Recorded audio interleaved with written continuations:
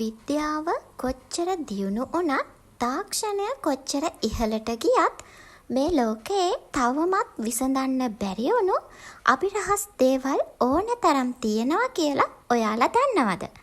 සමහර ස්ථාන ගැන ඇහුවම අපිට හිතෙන්නේ ඒ තැන් මේ ලෝකයට අයිති නැති පිටසක්වල ජීවීන්ගේ නිර්මාණ කියලා. සාදරයෙන් පිළිගන්නවා දැනුම පියස වෙත.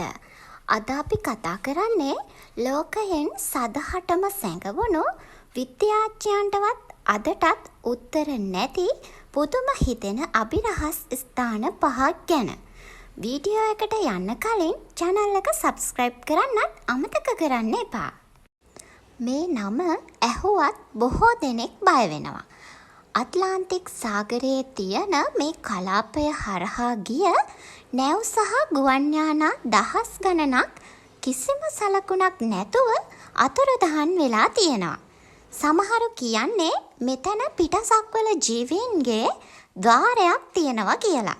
ඒ වගේම තවත් සමහරු කියන්නේ මේක කාලතරණය කරන තැනක් කියලා.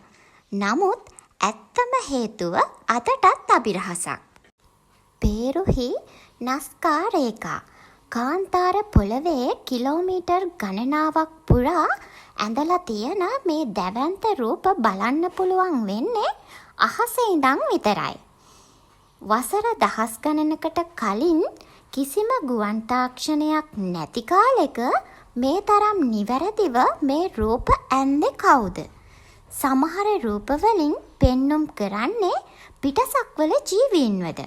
මේවා ඇන්දේ ඇයි කියන එක තවමත් ලොකු ප්‍රශ්නයක්. නෝර්වේහි හෙස්ඩාලන් නිම්නය. මේ නිම්නයේ අහසේ නිතරම අමුතු විවිධ වර්ණයෙන් යුත් ආලෝක ධාරාවන් දර්ශනය වෙනවා. මේවා UFO කියලා සමහරු විශ්වාස කරනවා.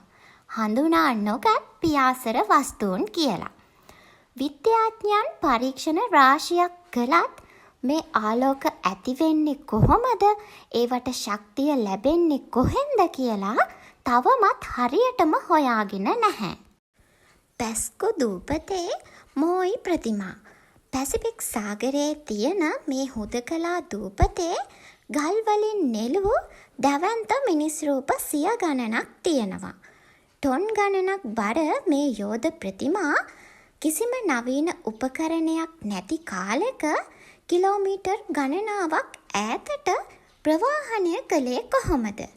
ඒ විතරක් නෙමෙයි මේවා හැදුවේ මොන වගේ තාක්ෂණයකින්ද? අදටත් අපිට ඒක හිතාගන්න බෑ.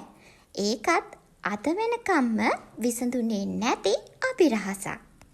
ඇමරිකාවේ ඒරියා 51.